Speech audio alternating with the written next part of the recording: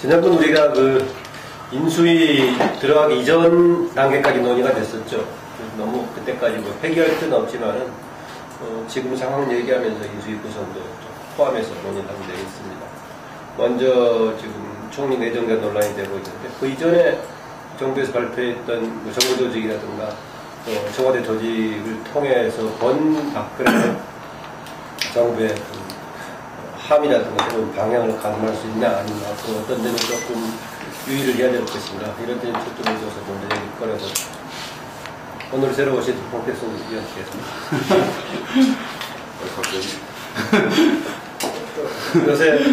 요새 그 종편 시청률 그 상승에 뭐 몇 가지 요인 중에 하나라고 홍태순 위원이 활약을 하고 잘 말씀해주시고 총리 문제가 뭐 아직도 하시느라 정도 유창동 박사님 말씀하셨습니다만 분위기가 당초 오늘 총리 노사 얘기 나왔을 때만도 뭐 사실 그런 게 있었겠죠. 당시 이동욱 후보자가 외형상으로는 이명박 대통령의 마지막 인사이지만 내용적으로는 박근혜 당선인의 첫 인사이다라는 측면인데 거기에서 민주당이 뭐 한 31가지 의혹들을 제기했고 의혹들 중에서 6가지 정도가 새누리당 쪽에서도 그것은 잘못된 것이라고 인정하는 이런 분위기에서 낙마하는 기적사실화 되고 그러다 보니까 그런 분위기에서 어떻게 보면 약간 좀 당초 예상과 달리 빠르게 좀 빨리 그 총리 인선 발표가 있었는데 당초 첫날 또 그 다음날 오전까지만 해도 분위기 뭐 좋았어요. 뭐 무난하고 하는데 또 사실은 대놓고 말은 못하지만은 어쨌든 지체장애인으로서 이런 어떤 우리 사회에서 지체장애가 그야말로 마이너 입장에서 나름대로 그 단계를 거쳐서 총리까지 올랐다 하는 부분에 대해서 아마 민주당도 마찬가지고 새누리당도 마찬가지고 조금 마음에 떨떠름한 마음이 좀 깨름직한 측면은 있었지만은 뭐 무난한 인선이 아니었겠느냐 얘기했지만은 결과적으로 하루 이틀 지나고 나다 보니까 가장 민감한 문제 우리나라의 가장 민감한 문제 요즘 병역 이해창 효과 아니겠습니까? 이해창 효과 이후에 우리 사회 지도층 본인이야 뭐 당연히 뭐 난리를 갖다가 다리가 뭐 굉장히 마음으로 당연한 거지만 오이층 자제가 그런 얘기를 대법관에 있는 사람이 두 아들을 갖다 한 사람은 통풍이고 또 한 사람은 뭘 얼마나 잘못 먹였는지 모르겠지만 키 170cm가 된다는 젊은이가 체중이 45kg 미만으로 잘못 먹여서 군대를 갔다가 못 갔다면 우선 그리고 못 먹이고 못 길러서 못 갔다면 그건 나라를 갖다가 다스릴 재상으로 과연 뭐 자질이 있겠느냐 하는 부분이고 만약에 정말 만약에 어떤 편법적 불법적 방법을 통해서 그걸 면제시켰다면 그것은 아예 원천적으로 이해가 되지 않지 않느냐 하는 그런 그 민감한 그런 부분들에 대해서 또 하나는 가장 요즘 우스갯얘기 그런 얘기를 하더라고요. 뭐 다 자제분들 계시겠습니다만 그래도 아이들 유치원 다니고 애들 초등학교 들어가면 기본적으로 한 200부 정도는 사주는 아버지가 되어야 됩니다.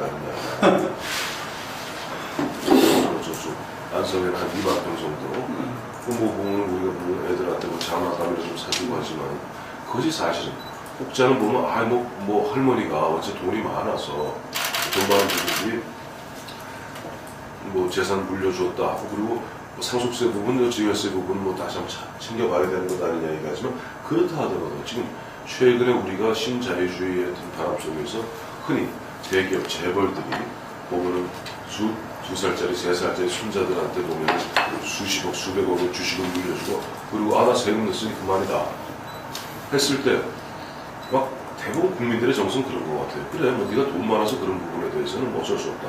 하지만 네가 국가 지도자는 되지 마라. 이건 노블리스 어블리지죠. 그러니까 네가 돈 많아서 그러는 거는 오케이. 하지만 특히 그 자리에서 뭐 어머니 돌아가신 어머니가 그렇게 했다 하더라도 당시에 법관으로 있던 분이 또 모 방송의 취재에 의하면은 당시 이패숙이랑 땅 보러 다니면서 부모님의 돈으로서 자식한테 땅을 사주었다면 그리고 뭐 그것이 증여세를 냈니 안 냈니 그건 또 변론의 문제다.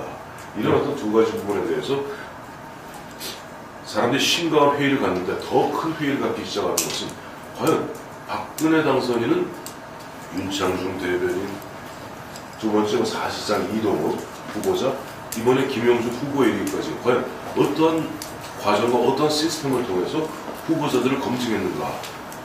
과연 말로만 단순히 무슨 밀봉, 불통 이것이 문제가 아니라 그야말로 한 사람 한 사람 국가를 경영할 그 중차대한 위치에 있는 사람들을 갖다가 선정함에 있어서 제대로 검증을 하고 있고, 그럼 제대로 어떤 형태를 통해서 그 인사들 추천을 받았으며 그 인사들을 갖고 어떠한 과정을 통해서 검증을 했느냐 하는 부분에 대해서 심각한 어떤 문제를 제기하지 않을 수 없다. 그렇게 말씀드리고 일단 싶습니다. 거기까지 하시고, 총리 지금 실제에 비해서는 검증에 노출된 게 많다는 점하고 박근혜 당선인의 검증 시스템 한번 다시 한번 생각해보자 이런 얘기까지 나온 것 같아요.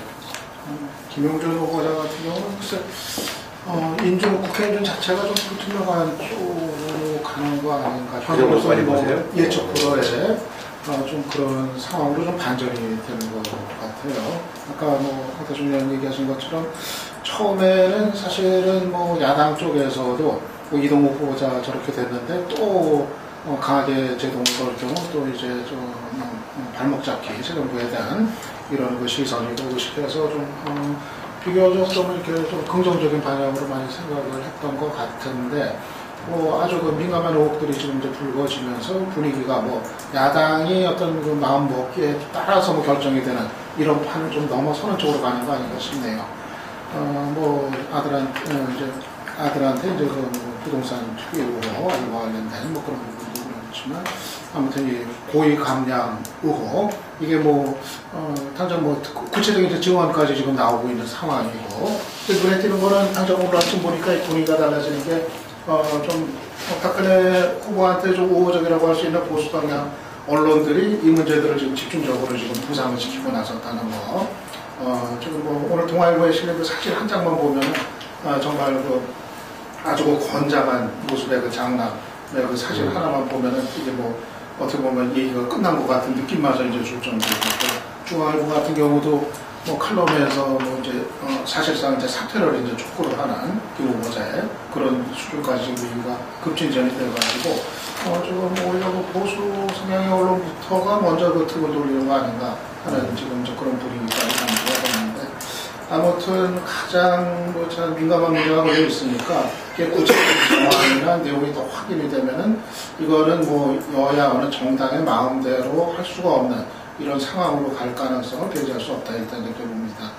근데 지금 이제 박근혜 당선인이 대체로 인수위원회 이제 운영이라든가 특히 나중에 얘기할 게 있겠지만 이 공약 이행이라든가 이런 건 대체적으로 이제 무난하게 이제 해왔는데, 계속해서 지금 반복적으로 문제가 지금 불거지는 게 계속 이 인사 문제입니다. 지금 이동욱 후보자 건도 그랬었고, 윤창중 대변인 건도 그랬었고, 다시 지금 이제 김용준 후보자 문제도 또 이제 문제가 불거진 거고, 거듭해서 지금 인사 문제 때문에 계속 지금 이제 논란을 빚고 있는 이런 상황이 반복이 되고 있는 건데, 이거는 결국 당선이 되기 이전 시절에 했었던 그 인사 방식, 그러니까 어떤 사전에 그 시스템에 의한 어떤 검증의 과정 없이 밀실에서 이제 개인이 인사 문제를 모든 것을 결정했었다. 이 방식에서 아직도 이제 벗어나지를 못해가지고 과거의 방식이 그대로 이제 재현이 되면서 결국은 지금 문제들을 계속 반복하고 있는 거 아닌가 이제 생각이 들고, 아마 박 당선인이 지금 어떻게 보면 다른 부분에서 지금 상당히 점수를 쌓고 있는데 바로 이 인사 문제 때문에 그 쌓았는 점수를 다 까먹고 있는 이런 상황을 지금 이제 맞고 있는 거고, 아마 특히 그 인사 문제에 관한 좀 대안, 좀 이런 방식으로 안 된다는 건 분명해지는 것 같고, 아마 그 대안의 이제 모색이 좀 필요한 시점에 왔다 이렇게 봅니다. 네, 검증 논란도 있고 박근혜 당선인의 인사 방식 문제 포괄적으로 얘기가 됐는데, 당장 김용준 후보자를 내전하게 됐던, 결정하게 됐던 배경 어떻게 좀 보세요? 그게 상당히 중요했을 것 같은데, 다른 부분들은 그동안의 언론들에서 예상했다가 잘못하면 제 경우에 언론이 예상을 잘못했던 것이지 이런 식 지적했는데, 이번은 언론에 뿐만 아니라 본인이 제시했던 여러 가지 메시지하고 갑자기 상관없는 듯한 사람을 특이하게 임명을 했어요. 어떻게 보시는지, 김용준 총리를 임명했던 네, 그 부분은 제가 김용준 인수위원장을 맞춰온 사람이니까. 그러면 맞췄던 입장에서 제가 정치인에서 쓰는 이제 용어 있었잖아요. 네. 거기서? 제가 볼 때는 그때 우리 이제 정치인에서 이야기했지만 박근혜 스타일, 박근혜 인사 스타일로 봤을 때 뭐 본인들이 원내 복귀하고 뭐 이렇게 청와대 내가 안 만다 그랬지만 사실상 그 보면은 뭐 대통합, 대탕평을 이야기했을 때 대탕평은 그 상대방 쪽에서 사람을 같이 쓰는 거잖아요. 그런데 그럴 사람이 없다. 중요한 거는 대탕평을 쓸 총리감이 없다는 게 아니죠.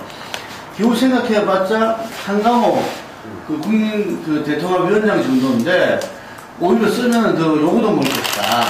그 대통합위원장도 상당히 강하게 쓴 거기 때문에 그래서 없다. 그렇다면은 그 이후에 보면은 우리 경제부총리다 뭐다 해서 네 가지 전부 다 4개 정도로 나눠가지고 경제, 복지, 뭐 외교 뭐 이런 식으로 해서 컨트롤 타워들이 다 있게 돼 있었어요. 그러니까 총리는 어떤 말하면은 상당히 관리형이 될 수밖에 없는 이런 분이고. 근데 무엇보다도 세종시 시대가 개막됐기 때문에 세종시에 있는 그 정부 총사를 이끄는 게 총리인데 이분이 정치적 야심이 있다면 얼마든지 이중권력이 가능한 거죠. 그게 장관도 상당히 많고 실제로 어떤 책임 총리에 준하는 어떤 이 역할을 갖다가 준다고 했기 때문에 말은 지키잖아요. 자기 말은. 상당 부분 저는 그런 부분들이 형식적으로 이렇게 줄 거라고 생각을 봤어요. 그렇기 때문에 박근혜로 봤을 때는 어쨌든 간에 불안하지 않는 사람, 이게 사심이 없는 사람. 자기 권력에 불안하지 않는 사람. 그렇죠. 자기 권력에 불안하지 않는 사람. 그래서 믿을 수 있는 사람. 예. 라고 봤을 때 선대위원장, 인수위원장 시절에 저는 인수위원장 때 당선인이 말을 걸어서 인수위원들 군기 잡는 그 모습 보고 이 사람이 잘하는 되겠구나 싶더라고요.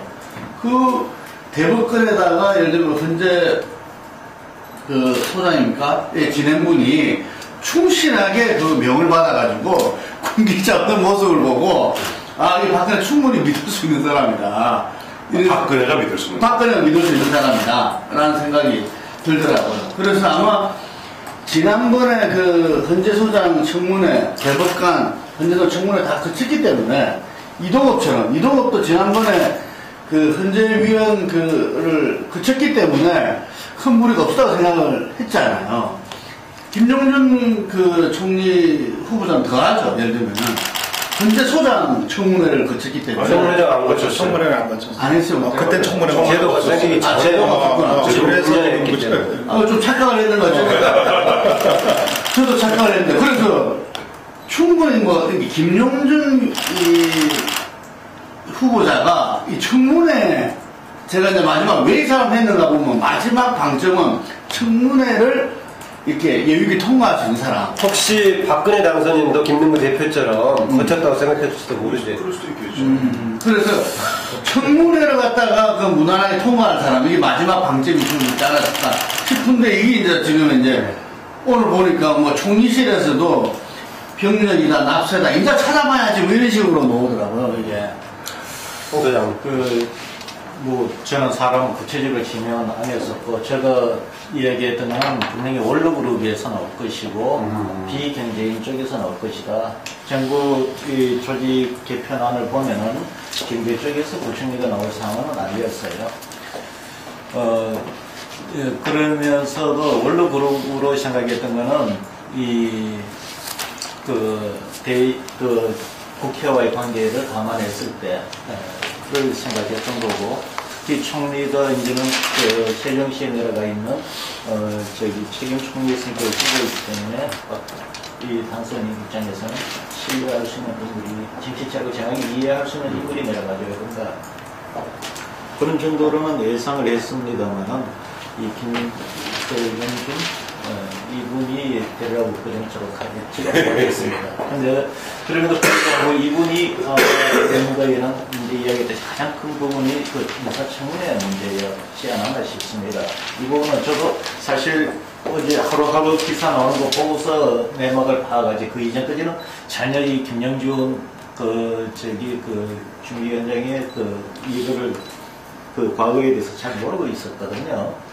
그리고 일반적으로 우리가 비춰지는 모습으로 봐서는 상당히 대단히 평가를 해야 되고 생각한 거죠.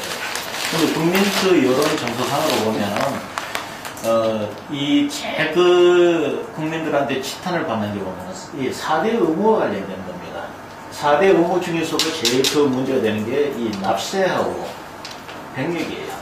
납세하고 병력인데 이 지금 두 건이 다 지금 걸렸다는 거죠. 이 부분이 하나가 있고. 그러다 보니까 이 부분을 지금 총리실을 준비하는 측에도 확인을 해봐야 된다고 할 텐데, 지금 황수승님께서는 돈이 있는 사람이, 세금 여부, 상속 반거까지 어떻게 한다 치더라도 공적에는 나오지 말아야 하지 않느냐라고 하는데, 그거는 제가 볼 때는 국민 여론을 굉장히 상당히 엄격하게 잣대를 대는 것 같고, 아마 총리 정도 되면은, 그래, 돈이 있는 거는 좋다. 상속한 것도 좋다. 그럼 상속세라도 내라. 는 정도면은 통과가 할 수 있을 것 같는데, 그 부분이 어떻게 되는지는 제가 잘 모르겠습니다.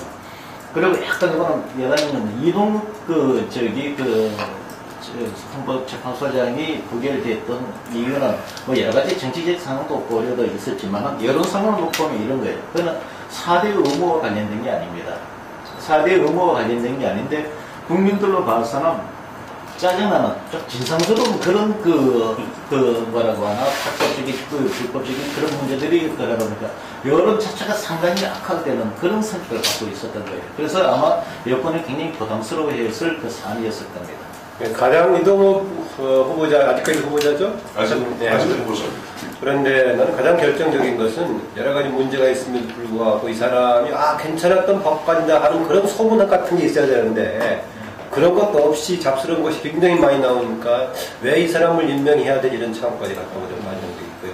조금 전에 총리 내정 관련해서 제가 하나 좀 문제를 던지고 싶은데, 두 분께서는 아주 정말로 현실 정치 맥락에서 예상을 해가지고 잘 맞추신 것 같은데, 그렇다고 본다면은 박근혜 당선인이 총리 임명하고 관련된 정치적인 메시지가 적어도 두 변이 있었다고 봐지는데요. 하나는 대통합하고 하나는 책임 총리 대학. 그게 두 개를 담고 있다고 봐집니까? 아니면 상관없으니까 오히려 정반대로 갔습니까? 저는 반대로 갔다는 거예요. 아까 조금 전에 김문구 대표님이랑 김영식 소장님 보면은 체계적으로 세종시가 좀 이렇게 종합적으로 봤을 때 저는 기본적으로 박근혜 당선인의 어떤 평상시 이제 인간관계에 이제 네거티브합니다. 그걸 이해할 수 있는 구석은 있죠. 그러니까 자기 아버지 보면 아버지 시대도 김영욱이라는 사람 중앙정보부장이 결국 가서 미국 가서 별 잡스러운 얘기 쓰고 자기 아버지 궁지를 모았고, 그다음 또 김재규가 쏘고, 또 박근혜 당선인의 어떤 보면은 가장 큰 영향을 미쳤던 것은 유신 이후입니다. 청와대에 나와서 보면은 유신 시절에 자기 아버지 밑에 있던 많은 사람들이 자기 아버지한테 손가락질하고 나는 어쩔 수 없이 유신에 복무할 수밖에 없었다 그런 식으로, 그러다 보니 굉장히 네거티브합니다. 그러다 보니까 날 가까운 사람들 중심으로 오물오물 이렇게 좀 꾸려왔는데, 오물오물 이번 김용준 후보자를 인선한 가장 큰 이유는 만만해서라고 봅니다. 그러니까 우리 김만우 박사님 말씀하셨던 책임 총리 대통합, 이건 어떻게 보면 그냥 처음에 당초 레토릭에 불과한 것이고, 보면 실제 김용준 후보자가 공동선대위원장 6분인가 있는 가운데 역할 기억나는 거 하나라도 있으세요? 아마 없을 겁니다. 오히려 그 당시에는 김성주, 그분은 이리 뛰고 저리 뛰고 했지만은 김용준 발언을 한마디도 안 했죠. 한마디도 안 했어요. 한마디도 안 했어요. 선대위원장. 공동선대위원장으로서 정몽준 씨도 이런 이야기하고 김성주도 이런 이야기하고 황운여도 이런 얘기했는데, 김용준 씨는 그야말로 그냥 구색맞추기 장식품에 불과했어요. 그 다음에 인수위원장 돼갖고도 심지어는 요즘 나오고 있는 이야기들이 뭐 정부 조직 개편안이다, 무슨 뭐 인선안이다, 일체 관여를 안 한다는 거예요. 알라고 들지도 않았다는 겁니다. 그래서 그쪽 인수해서 갖고 온 마지막 뭐 봉투 하나 딱 이게 다지. 그러니까 의견을 개진한 법도 없었고, 그다음에 자기 뭐 당선인이 묻기 전에는 먼저 이야기하는 법도 없었고, 또 이론을 다는 법 없었고, 그야말로 당선인 입장에서는 청와대를 갖다가 중심으로 해서 국정을 운영하면서 그냥 외형적으로 모양새 좋게 앉혀놓을 수 있는 뭐 그런 분이었기 때문에, 또 마침 거기다가 그분이 약간 뭐 예를 들어 국민 대통합이라니 그렇다고 그분이 뭐 우리나라에 활게 살아왔다던가 민주화운동을 열심히 해왔다던가 아니면 뭐 지역적으로 어느 지역이라던가 어디에도 사실 대통합이라는 부분에 어울리는 부분은 없어요. 그분이 장애인이라는 것 외에 대통합에 들어갈 수 있는 구석이 뭐가 있습니까? 지역적으로, 이념적으로, 계층적으로도 보니까 그 당시 이미 저도 국회에 그 당시에 있었습니다. 93년에 29억 9천만 원. 당시 박철원 의원이 신고한 게 24억 5천만 원이에요. 저걸 정확히 제가 했기 때문에 압니다. 박철원 의원이 24억 5천만 원 할 때 지금 몇백억 되죠, 그 양반? 한 250억 됩니다. 그러니까 저는 결론적으로 아까 말씀하신 대로 왜 김용준 후보자를 선택했는가? 그거는 박근혜 당선인으로 봐서 만만하고 무슨 이야기도 군소리 안 하고 의견 없고 편안한, 그러나 뭐 거기에다가 좀 신체적인 결함 때문에 청문회 쉽게 이런 것 아니겠는가 하고 짐작해보고 있습니다. 그 아들이 딱 남아네요. 어제 채널에 2번 나왔는데 보니까 키가 남아갖고 자동차 뭐 172cm 정도 되다 뭐 본인 169라고 그러는데 저도 뭐 보면 170쯤 되니까 체중이 딱 저만 하더라고. 파카리 벗어가지고 그러니까 장남이에요. 그러니까 저 정도는 뭐 큰 얘기가 좀 자국가면 되지 않습니까? 좀 얘기 좀 짧게 좀 돌아가면서 좀 적절한 인사는 아니었던 걸로 보여요. 새 정부 출범에서 출발해서 보여줘야 될 어떤 좀 역동성 이런 걸 기대하기가 좀 어려웠고, 과연 그 김용준 후보자 자신이 얼마만큼 자기가 직접 일을 챙겨서 할 수 있을까? 정말 옆에서 거들어주고 얘기 전해주는 사람 없이 얼마나 제대로 업무를 수행할 수 있을까에 대해서도 당장 첫 번째 기자들과 응답 자리에서도 그런 장면들이 많이 드러났고, 그래서 그리고 이제 박근혜 당선인이 표방했었던 이제 책임형제 총리 그 역할하고도 또 이제 맞지 않는 그런 이제 경우가 있고, 지금 앞에서 얘기했습니다 일정한 자기 역할에 선을 긋고 한계 속에서만 이제 일을 하는 이런 스타일이기 때문에 정말 책임 총리가 되려면 역할 수행하려면 좀 자기의 어떤 폭넓은 문신이라든가 적극적인 역할 어떤 이런 거를 이제 시도를 이제 해야 될 텐데 전혀 이제 그런 의사를 갖고 있지 않은 그런 어떤 경우였었기 때문에 책임형 총리하고도 좀 맞지 않는 경우가 있다고 생각이 되고요. 다만 이제 그런 때에도 처음에는 뭐 이렇게 반대 목소리가 이렇게 나오지 않았던 거는 아까 얘기된 것처럼 역시 뭐 장애인 그 역경을 딛고 저 자리까지 왔다는 점 이제 하나 하고, 그리고 그래도 뭐 검증에서 뭐 특별한 문제는 없지 않겠느냐 하는 대체적인 그런 이제 인식들 그런 거였는데, 바로 이제 그 후자 부분이 이제 무너지는 지금 이제 상황이 된 거란 말이에요. 우리가 이제 법조인 출신하면 떠올렸던 컨셉이 이를테면 청백리 컨셉 이런 것들을 대체적으로 국민들이 이제 떠올리는 건데, 근데 지금 상황이 이제 정반대 이런 쪽으로 이제 가고 있는 상황이기 때문에 아마 이번 총리가 그렇기 때문에 그동안은 이제 좀 숨지고 있었던 차마 겉으로 꺼내지 못했었던 반대 목소리가 상당히 좀 퍼져나올 가능성이 좀 높아졌다 이렇게 판단이 되고, 아무튼 전체적으로 좀 실패작으로 좀 가는 거 아닌가 좀 싶네요. 저기 청문회 과정에서 의사소통은 될까요, 이 양반? 오늘도 안 그래도 아까 우리 유정선 박사님 말씀하신 중앙일보 김진 노조용 칼럼 보고는 그 제일 뒷부분의 결론이 그거더라고요. 거기서 뭐 지금까지 일단 인수위원장으로서 보여줬던 모습이 있지 않습니까? 뭐라고 잘 안 들리니까 뭐 글로 써줘 이런 식으로 해갖고 과연 청문회를 통과할 수 있겠는가, 그러면서 어떻게 보면 저 김용준 후보자의 어떤 뭐 결단을 갖다 촉구하는, 그러니까 자진 사퇴를 촉구하는 그걸 갖다 이제 중앙일보 보수 언론부터 쓰기 시작하고, 아까 동아일보 같은 경우도 뭐 본격적으로 그 전부터 채널 A를 중심으로 해서 검증을 본격적으로 하고 있지 않습니까? 그 당시에 보면 땅 샀을 때도 본인이 뭐 이렇게 할머니가 한 것이 아니라 본인이 직접 오모라는 입회석이, 법원 입회석이랑 함께 가서 8살 애하고 그때 이패석의 애는 12살이었대요. 그리고 그때 75년도에 사고 8년이 83년에 팔았다는 거죠. 그래서 이패석이하고 아주 뭐 친하게 지내고 집중 취재에 들어가는데 이 보수 언론이 우선 앞장서 갖고 뭐 김영준 부분에 대해서, 김영준 후보자 부분에 대해서는 좀 뭐랄까 하면서도 나름대로 박근혜 당선인이 처음에 보여주고 있는 어떻게 보면 조금 독선적인 국정운영 스타일 이런 부분에서 사전에 쐐기를 박으려는 그런 의도도 보수 언론들이 보이고 있는 것이 아닌가 그렇게 보였습니다. 김명구 대표는 그 김영준 인수위원장을 예상을 했다면은 그럼 그때부터 봤을 때 그걸 토대로 박근혜 당선인, 박근혜 정부의 향후 인사라든가 국정 운영을 좀 장밋빛으로 봤겠네요. 그렇게 토대를 둬가지고. 아니, 장밋빛이 아니라 제가 볼 때는 사진 좀 보여주세요. 예, 박근혜 인사한 건 이거예요. 아저씨하고 비교. 죽여요. 통화하시죠. 50kg 난다. 이거 하나가 죽여. 제가 지금 현재 74kg가 나가는데 통 아저씨가 50kg인데 고3 때 44kg 나갔거든요. 고3 때 44kg. 홍 소장님이요? 오, 얘도 중요한 발언하시네. 이 보면은 그걸 어떻게 봐야 될지는 모르겠는데. 아니 근데 하여간에 제가 볼 때는 뭐 지금 박근혜의 인사 스타일로 봤을 때 총리 그 후보자를 이제 예상하자면은 그렇다. 이런 거 그것은 뭐 윤창중이나 대변인이나 다 마찬가지였고. 그건 향후 국정에도 그대로 반영될 거 아니에요? 인수위원들 그 인선도 마찬가지였고.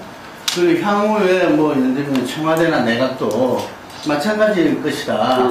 라고 보여지는 거죠. 그런데 큰 자기의 그 인재 풀에 있어가지고 지금 법조계 부분에 대해서 상당히 빨간 신호가 간 거거든요. 금방 말한 대로 유 박사님 말씀하신 대로 그 청백리의 어떤 이미지는 법조계 인사를 갖다가 인선할 때는 좀 갖고 가줘야 되는데 이게 오히려 거꾸로 더 이렇게 그게 지금 우리 사회 지도층이라 할 수 있는 분들이 다들 하는 이야기잖아요. 그 시절에 조금이라도 이 사회에서 그걸 뭐 힘있고 뭐 있는 사람 치고 그거 아는 사람이 어디 있나.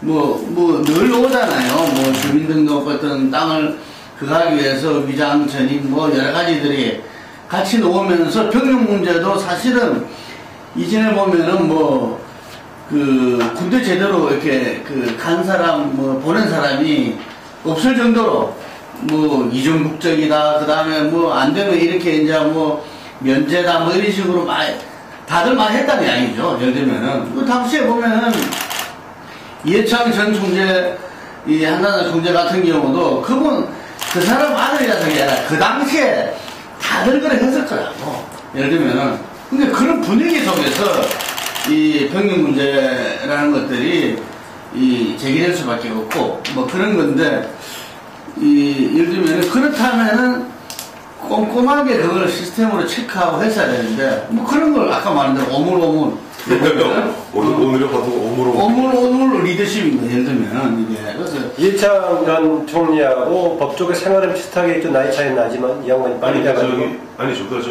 이회창 총재가 나이도 좀 많고 일기가 빠릅니다. 기스는 이렇게 빨라요. 48회고 98회고 여기 김용준이 99회예요. 그럼 뭐 비슷하겠네요. 비슷한 시기 했기 때문에 아마 다 마찬가지 얘기였을 거예요. 그래서 북쪽에 이 연령대에 있는 부분들은 앞으로 좀 빨간 신호가 이렇게 오지 않을까 싶은데 지금 또 다른 측면에서 봐줘야 된다. 왜 이렇게 보수 언론에서 나서가지고 예를 들면 자기들이 이 사진 내보내도 그만 안 내보내도 그만일 건데 이렇게 하는 이유는 제가 볼 때는 또 다른 측면에서 이 상당히 이 박근혜 당선 부분에 뭐 아시다시피 우리 그 언론 환경의 압도적인 우세 더욱이나 보수 언론이 이제는 종편까지 해가지고 압도적으로 민가 아닙니까?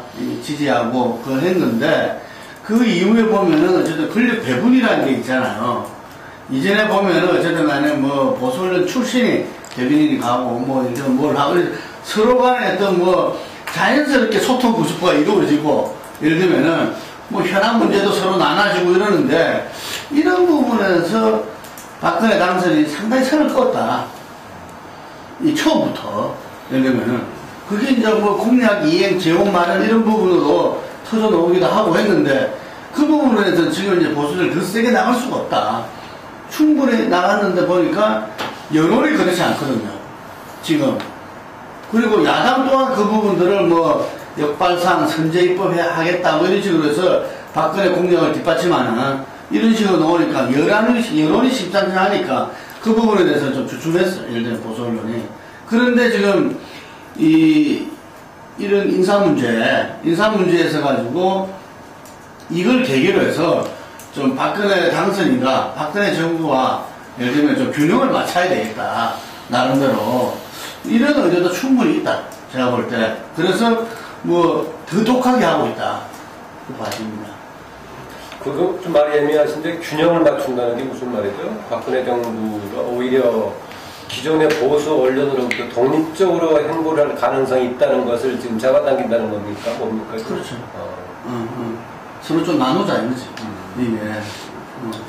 전 두 가지로 말씀드리고 싶은데, 그 김용준 후보자하고 아마 거의 비슷한 시기에 서울대 법대를 졸업한 분 중에 한 분이 또 최병렬 전 한나라당 대표였어요. 최병렬. 네, 최병렬 씨. 최병렬 씨는 유명한 일화가 있는데, 최병렬 씨 조카, 최병렬 씨 조선일보 그 당시 편집국장인가 할 때 조카가 병역 그 당시 가서 신검을 받았는데 징집 면제 사유가 됐어요.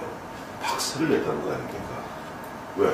이미 그때도 그때 80년 중반인데도 최병렬 씨 같은 경우는 자기가 앞으로 무엇을 하기 위해서는 자기 주변이 깨끗해야 된다 라고 주장하면서 자기가 조카를 갖다가 해갖고 억지로 막 밀다시피 해갖고 군대를 보냈다는 거예요. 그래서 아들이 그런 얘기예요? 그 아들한테 들은 게 아니고 저는 최병렬 씨랑 아주 가까운 사람한테 아주 예전에 그 아들하고 저 잘 모릅니다. 두 번 좀 출연을 했습니다만. 네, 그리고 그런 이제 이야기가 있을 정도로 하니까 아까 말씀하셨던 그 부분 중에서 왜 하필이면 그 당시에 보면 다른 부처 공무원보다 어떻게 보면 더 고도의 도덕성을 요구하는 법관, 그것도 대법관들. 이회창 씨도 그 당시 대법관이었고 김용준 씨도 대법관이었단 말이에요. 왜 법관들이 그렇게 좀 많이 냈을까? 누가 안 그랬을까? 오히려 정치권에 몸담고 있었던 사람들은 자기 조카를 갖다가 군대를 보냈는데 아마 그 당시까지만 해도 법관, 대법관들이 있던 분들은 뭘 본다는 총리 될 줄 몰랐겠죠. 대통령 후보 될 줄 몰랐겠죠. 그래서 그랬는지 몰라도 굉장히 자기가 스스로에 대해서는 굉장히 좀 느슨했다 하는 이야기를 좀 말씀드리고 싶고, 두 번째 아까 우리 김능건 대표님 말씀하셨던 보수 언론의 군기잡기 전 분명히 있다고 봐요. 그 군기잡기가 다른 차원의 문제가 아니라 사실 이게 조금 옛날 얘기로 돌아갑니다만 2010년 6월 29일 그 당시에 그 세종시 이제 그 세종시를 갖다가 원안대로 가느냐 아니면은 뭐지 저 뭐야 과학 비즈니스 벨트로 가느냐 수정안으로 가느냐 치열하게 붙지 않았습니까? 그때 사실 제 기억으로는 그 당시 전직 총리 등 그다음에 보수에 있는 리딩 그룹들이 수정안으로 가자고 엄청나게 연판장도 돌리고 서명도 하고 그랬습니다.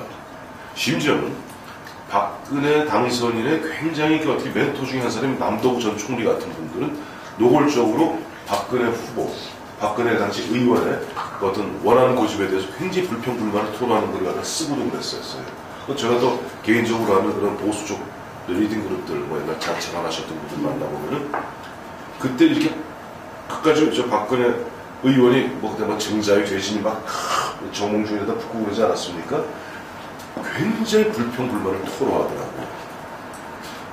그러면서 제 기억으로는 그때 상당수의 보수 오피니언 리더들이 사실은 박근혜 의원한테 마음을 접었었습니다. 그때 김무성도 당시에 뭐 좋지 않은 그러니까 접었고, 그러나 지난 2012년 대선에서는 이른바 최선을 택한 것이 아니라 최악을 면한 것이라는 것이 오피니언 리더 그룹, 보수 오피니언 리더 그룹의 어떻게 보면 약간의 보편적인 생각이에요. 네, 용도가 상관없어 정말. 그런 차원에서 지금 보면 아까 우리 김문구 대표 살짝 말씀하셨던 복지공약 문제 있지 않습니까? 이 문제하고도 지금 보수의 오피니언 리더 그룹과 박근혜하고 충돌합니다. 이런 부분들이 터져나온 것이 지금 보수 언론들의 이런 어떤 모습 아닌가. 제가 볼 때는 굉장히 중요한 이야기가 나왔는데요. 제가 평소에 많이 이야기했던 부분이에요. 지금 보수 언론하고 박 당선인하고 관계가 좋을 것인가? 제가 볼 때는 그렇게 좋은 편은 아닐 거예요. 다른 이유보다도 보수 언론 입장에서는 특히 지금 더 테스트 라인에 있는 그 팀들을 보면은 대부분 70년대 대학을 다닌 사람들이에요. 그러니까 70년대 대학을 다녔던 다른편에서 그 70년대 반유신 독재 그 분위기에도 대학을 다녔기 때문에 그 당시 지식인의 어떤 그 마인드가 그대로 깔려가 있다는 겁니다. 사실 이 당선인의 정부를 받아들이기 심리적으로 좀 부담스러울 수밖에 없는 그런 일단 그게 제일 중요하다는 거고, 두 번째는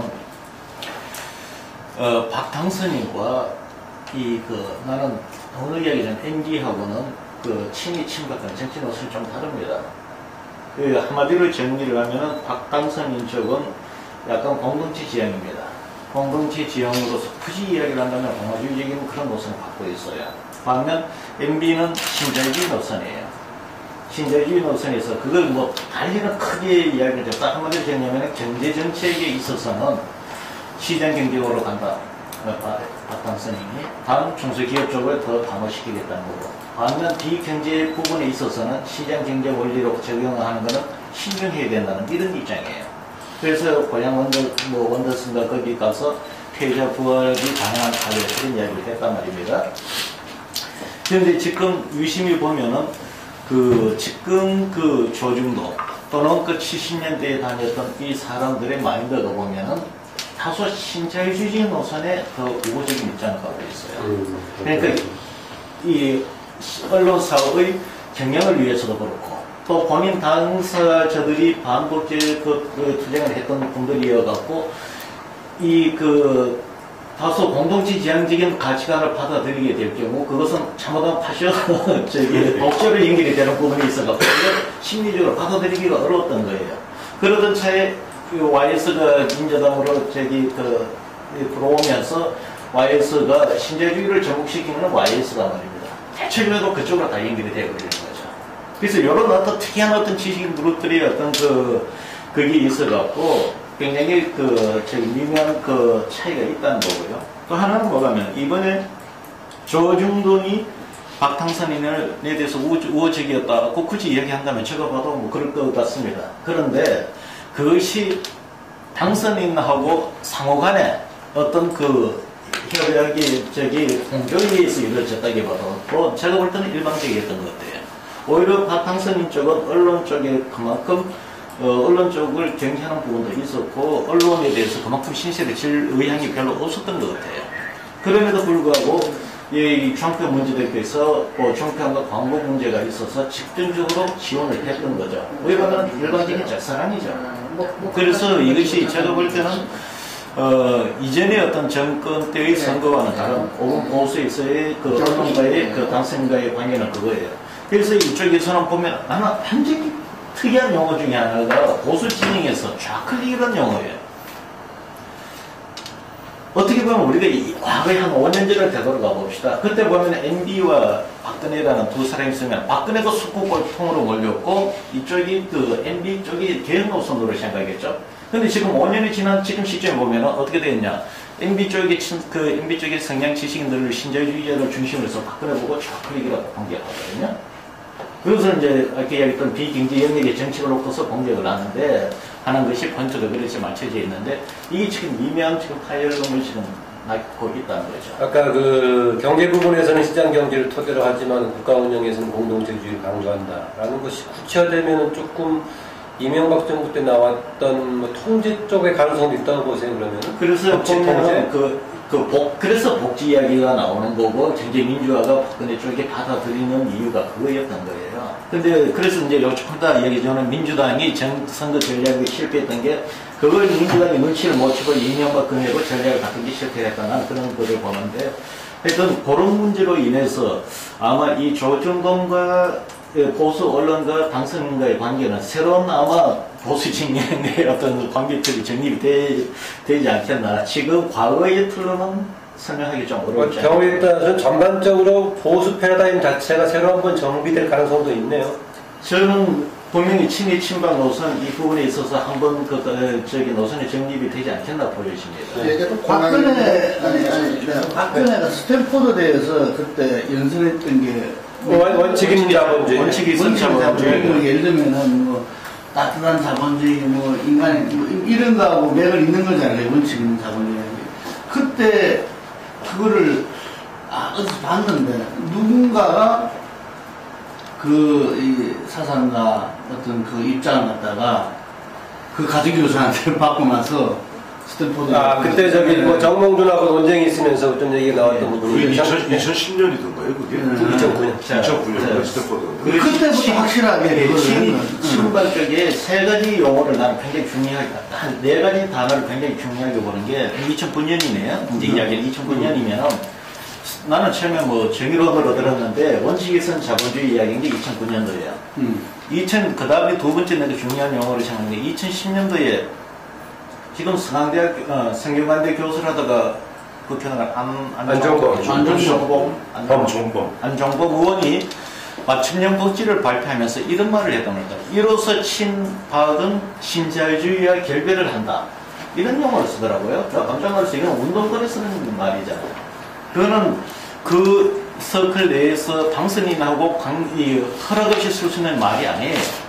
그 다음 세 번째 내가 중요하게 보는 거는 그 정권 총선 전에 그 당명을 바꾸고 이명박 대통령하고 그 탈당 문제가 나왔을 때 당선인이 뭐라고 했냐면 정치적 차별은 하지 않는다. 다만 정책적 차별은 할 것이다. 그 다음 원더스 거기에 가서 했던 이야기가 패자 부활전이 가능한 사회다. 이게 맥이 쫙 연결이 되어 있는 거예요. 그러니까 정책적 차별은 분명히 한다. 그럼 그 정책적 차별이 그 세 가지에서 보면은 이제 그 신자유주의 노선에 대한 문제점은 나름대로 그 진영이 또 인지를 하고 있다. 그런 뜻인 것 같아요. 네, 지금 정책 기조에 관한 건 얘기가 나오는데 정책 기조하고 또 정책 내용들 관련 좀 후반 다시 논의하기로 하고요. 먼저 출범 단계에서 나왔던 조직 개편 관련 부분을 조금 이야기하고 정리하고 넘어가기로 하죠. 어떻습니까? 지금 정부 조직 개편은 예전에서 복귀하는 수준은 좀 확대된 느낌이 있어서 상대적으로 청와대 조직을 슬림화한다라고 했었는데 청와대 조직도 마찬가지로 오히려 되고 있는데 되게 조직의 개편이라는 것이 그 정부의 정책의 중심이라든가 정책 기조를 반영해주고 있는데 지금 이 두 조직의 재편 과정에서 나타난 특성 어떻게 보십니까? 우선 보면은 뭐 정부 조직 개편 17부 3처, 17처. 근데 이제 눈에 띄는 건 두 가지죠. 보면 이제 경제부 총리를 신설함으로써 경제 부분의 컨트롤 타워 역할을 갖다 하겠다. 또 하나는 미래창조과학부요. 미래부를 만들면서 굉장히 공룡 부서라는 우려가 있습니다만은 ICT를 중심으로 한 미래 먹거리를 갖다가 거기에서 만들게 하겠다. 이른바 대통령 프로젝트를 담당케 하는 그런 부서로서 미래창조과학부를 두었는데 과연 모르겠어요. 이제 보면은 앞으로 여타 부서에 좀 흩어져 있던 그런 ICT 기능이라든가 이런 부분들을 미래창조과학부에서 특히 공무원들이 가장 민감하게 받아들이는 부분은 R&D 자금, 11조, 16조가 되는 것을 나눠주는 어떻게 보면 그러한 부분들이 어마어마한 그 부채의 권력일 수 있는 그런 부분들이 한 곳에 몰리다 보니까 결국 여기에서 무슨 또 나중에 또 문제가 발생하지 않겠는가 하는 걱정들을 많이 하면서 심지어는 미래창조과학부는 5년짜리 한시 조직이다. 그러니까 어차피 다음 정부에 가면은 결국 이거는 대통령 프로젝트를 추진하기 위해서 만든 거기 때문에 일종의 TF적 성격은 다른 부서의 견제에 의해서 결국 쪼개지고 말 것이다 하는 이야기. 혹시 국회 통과 과정에서 그 정도는 조정될 가능성 없을까요? 국회 통과 과정에서 조정 가능성은 저는 크게 있다고 보지는 않습니다. 국회에서도 보면은 어쨌든 대통령 책임자에서 대통령이 자기가 포석을 두는 건데 그 포석 자체를 놓고 야당에서 왈가왈부하기 좀 쉽지 않거든요. 때문에 뭐 미래창조과학부와 경제부총리를 추궁하는 그러면서 하는 부분도 청와대 문제도 지금 보면은 뭐 정책실을 없애고 정책실장실을 없애고 국가안보실을 이제 두고 하는데 그 부분에서도 많은 사람들이 좀 우려하는 부분은 뭐냐니까 이런 거죠. 대통령 비서실장 밑에 이제 외교안보 수석이 존치된 상태에서 국가안보실과 말로는 국가안보실장은 대통령 직할로서 국가의 중장기적인 안보 문제를 다룬다는데 이 부분과 외교안보 수석 현안을 어떻게 보면 이걸 조정하면서 실제 현실적으로 충돌 가능성은 없겠는가. 그다음에 또 하나 이제 요즘 걱정하는 부분들이 이제 경호실의 확대인지 아니면 직급 상승인지 모르겠습니다만 경호실장이 결국 이렇게 보면 당초 경호처로 비서실장의 통제를 받을 수 있죠. 일종 문민 통제죠. 비서실장의 통제를 받는 경호처장에서 동떨어져 대통령의 직하에 경호실장이 되었을 때 과거 경호실이 좀 특수하면서 심기 경호한다고 모든 부분을 차단하던 그런 일은 다시 일어나지 않겠는가 이런 걱정하는 부분들인데 일단은 어쨌든 당선인이 지금 자기가 국정원을 이렇게 하겠다 포석을 두는 과정입니다. 그 포석 자체를 놓고 우리가 옳다 그르다 아직 해보지도 않은 부분 갖고 이야기하기 쉽지 않은 것이고요. 일단 진행되면서 저는 정부 조직 개편이라는 것은 또 5년 내에도 한 2차례 있을 수가 있거든요. 경우에 따라서 과거에 그래왔으니까. 그러나 일단은 기대 반, 우려 반으로 지켜볼 수밖에 없지 않겠느냐 하는 생각입니다. 네, 이 박사님. 홍소장님 하시고. 네, 저는 간단히 말씀드리면은 지금 포석을 놓고 본다면 당선인이 이런 포석을 드는 것 같아요. 정부 조직에는 경제에다가 방점을 두는 거 보고 청와대는 홍보, 본인서에다 방점을 두고 정부는 경제의 두 대 성장 정책이라 성장 정책을 하는데 그 성장 정책을 그 과학 기술 주도로 하겠다는 그런 취지로 지금 이 그림을 그리고 있는 그런 모습이 아닌가.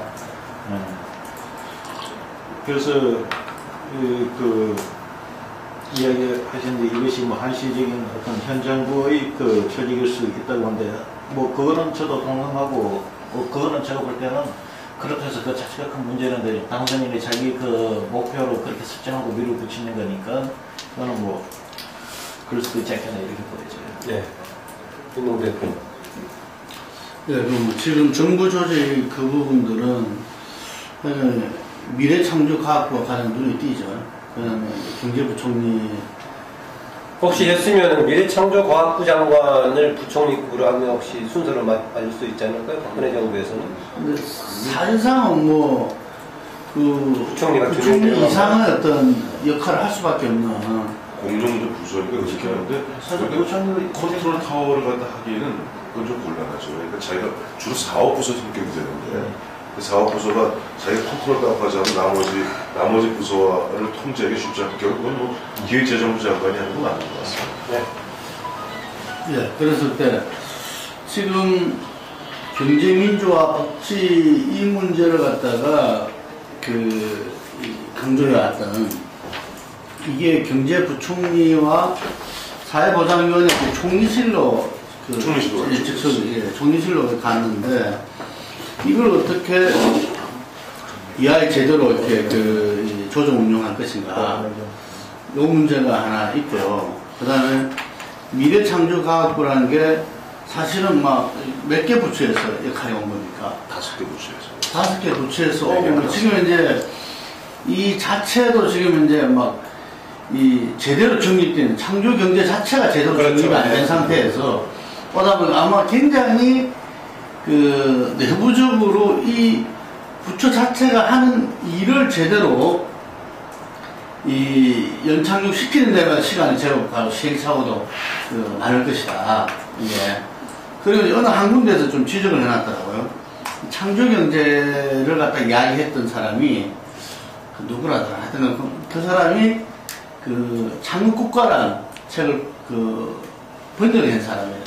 그래가지고 가정교사 중에 또 한 사람이 모양인데 이스라엘을 이제 이야기를 이제 드는 거죠. 이게 이스라엘 창조 경제 예를 들면 그 조그만 나라가 전 세계적으로 어쨌든 간에 뭐 영어야 이현재 안철수 뭐 다 썼죠. 그렇지. 네. 그래서 근데 이게 핵심은 어쨌든 간에 소통과 개방성이었다는 거지. 어떤 아이디어와 이건도 마음대로 이야기 나눌 수 있는 계급이 없는 사람. 네, 뭐 그런 거 있는데 지금 현재 박근혜 정부의 컨셉과 전혀 맞지 않나. 어제도 보니까 그 전문을 갖다 기자들한테 지금 다 보냈잖아요. 자기 분과의 그거를. 이거는 좋은 거다 해서 다 뭐 공개했다 그러는데 거기도 보면은 예를 들면 공약을 자기가 세우고 여러분 그걸 지켜라. 이게 자꾸 이렇게 옛날에 그 어느 때를 연상케 한다는 거죠. 이게 우리 리더십이 완전히 이거 팔로 리더십처럼 뭐 예를 들면 인수위라는 게 본래 인수위라는 게 뭐 이 정부 조직 개편도 그렇고 그 다음에 중요한 공약 사업에 대해서 토론을 해가지고 자기 정부에서 실제로 이 우선순위에 따라서 규모도 조정하고 하는 게 인수위 해야 될 일인데 이 두 가지 다 또 하나가 더 인선 문제라면은 중요한 세 가지 다가 인수위에서는 할 일이 아니라는 이야기가 돼버리고 조직 개편은 옥동석이라는 그 위원이 그 전부터 명을 받아서 준비를 했겠죠. 인수위원 위원장 포함해서 아무도 모르고 전부 다 발표되는 순간에나 그 알고 예를 들면 그다음 공약 문제에서는 자기가 했던 그 공약 지키는 문제에서 철저히 해라. 이 예를 들면은 인사 문제에서 더 말할 것도 없고 그래서 저는 이게 지금 이제 이 시대 정신에 맞지 않다. 중요한 거는 이게 우리가 그 70년대, 그 60년대, 70년대 그 어느 시점이 아니라는 거죠. 지금 현재 국민들은.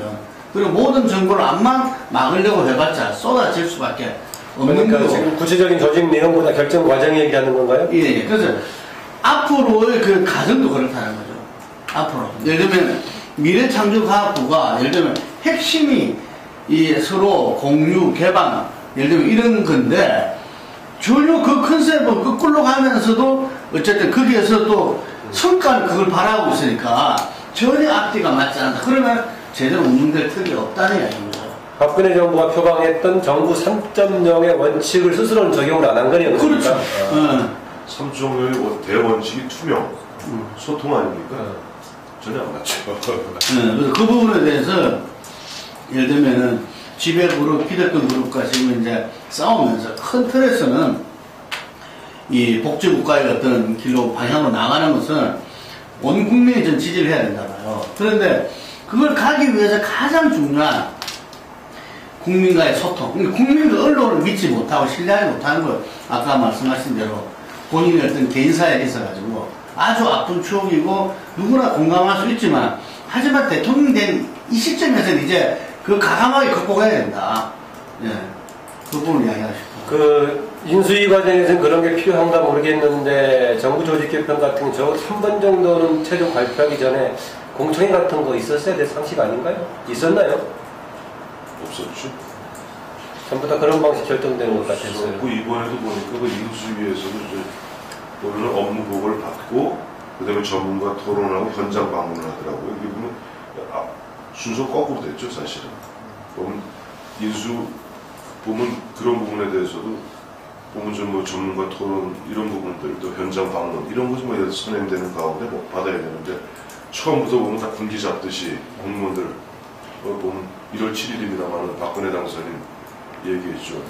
내가 저 공약을 발표할 때 공약 준비하는 사람들이 피곤할 정도로 따지고 또 따졌다. 그러면서 공무원들이 보면 부처 이기주의에 빠져서 그런저런 얘기하는 거 다 받아들이지 마라. 이런 식으로 해놓고 그 다음에 실제 보면 점령군 같이 행세하겠다고 얘기는 하지 않겠다고 얘기했습니다만 실제 일주일 동안 각 부처 인수받으면서 각 부처에서 현실적으로 어렵다. 얘기하면 계속 다그치는 것은 당선인의 공약을 갖다가 집행할 수 있는 재원을 어떻게 마련할 것인지 그걸 갖다 하라. 결국 그 결정판이 아까 조금 전에 김문구 대표 말씀하셨던 제가 약속하면 여러분은 지켜야 하는 겁니다. 그 다음에 뭐 이제 문제가 되고 있던 기초노령연금에 대해서도 잔소리 마십시오. 세금으로. 그 세금 참 증세 문제가 정말 무서운 거거든요. 예전에 공자님도 말씀하시기를 가정이 맹어다. 그 가정이라는 것이 세금입니다. 세금을 많이 내는 그것은 호랑이보다 무서운 거예요. 근데 그 세금 증세 문제를 수반할 수밖에 없는 그런 문제를 너무 쉽게 얘기하면서 보면은 내가 약속하면 여러분은 지켜야 되는 것이다. 그러니까 앞으로 이런 얘기 나오게 생겼어요. 대통령님 함부로 약속하지 마세요. 네, 국정운영 전반에 같이 맞물려가고 있는데요. 청와대 조직은 뭐 얘기가 안 나오니까 넘어가는데 경호 실로 확대 재편하는 거 이것은 어떻습니까? 지난번 예. 경호 10분 아닌데? 얘기를 하시고 있는 것 같아서 앞으로는 자리를 유 박사님 이쪽에 가서 좀 앉으시면 이 자리가 봐야지. 5분 안 쉬는 거? 자, 이제 하고 오시는 한 5분 쉬죠. 네, 그래. 네? 할 얘기 말씀하시죠. 있나 아니, 보네. 담배 피고. 오케이. 얘기하시고. 박근혜 우리는 자연스럽게 자기 쉬운데요. 우리 빨리 가야 되니까. 박근혜 정부 운영이 이제 글쎄 이론하고 이제 현실이 어떻게 과연 맞아 떨어질 수가 있을지 좀 현재로서는 좀 이제 유보적으로 좀 판단이 좀 되네요. 그러니까 기본적으로 정부 조직 개편 전체로 보면은 뭐 큰 정부, 작은 청와대, 그리고 책임 총리, 책임 장관 얘기들이 이렇게 나왔는데 이게 막 서로가 지금 이제 좀 충돌하고 또 이론하고 현실이 지금 맞지를 않고 이런 상황들이 이제 벌써부터 좀 이제 우려가 이제 되는 것 같아요. 일단은 뭐 청와대가 작은 청와대 지향하면서 뭐 본연의 이제 보정에 충실하겠다 그리고 실질적인 일의 추진이나 책임을 다 장관들한테 맡기겠다 얘기를 했는데 그리고 또 책임 총리제 얘기도 했는데 문제는 그것이 이제 과연 가능할 것인가. 막상 구체적인 어떤 인사나 방식, 현재까지 진행되는 박근혜 당선인의 어떤 방식 이런 거를 보면은 막상 그거하고는 또 충돌하는 모습이 지금 당장에 나타나고 있고 예를 들어서 총리를 인선하는 데 있어서 어떤 책임 총리의 스타일하고는 전혀 다른 인물이 지금 인선이 되고 그리고 여전히 지금 박근혜 당선인이 주요한 문제에 대해서는 다 직접 결정을 내리는 혼자서 결정을 내리는 이런 방식이 지금 계속이 되고 있는데 이 상태에서 과연 책임장관제가 가능할 것인지 부처 차원에서 중대한 정책 결정을 과연 독자적으로 내리는 것이 어디까지 가능할 것인지 그게 지금 판단이 들고요. 그리고 또 이 중간에서 책임 총리가 과연 제 역할, 그 중간에서 국정 조정 역할을 할 수 있을지도 현재로서는 지금 이제 김용준 후보자 쪽으로 봤을 때 좀 의문시가 좀 되고 이렇게 되면은 결국은 오히려 장관하고 각 부처의 장관하고 박근혜 대통령이 직접 얘기를 하면서 결국은 박근혜 대통령의 뜻에 따라서 중요한 결정들이 다 이루어지게 될 가능성이 현재로서는 좀 대단히 크지 않겠는가. 그래가지고 여러 가지 조직 개편 지금 안 속에서는 여러 가지 변화를 모색하는 얘기들이 이론적으로는 많이 나왔는데 막상 지금 현실적으로 진행되는 과정을 봤을 때는 이론 따로 그리고 현실 따로 이렇게 되면서 과거에 대통령한테 권한이 집중이 되는 어떤 악순환 이게 좀 재현될 가능성이 좀 큰 거 아닌가 좀 그렇게 좀 봅니다. 네.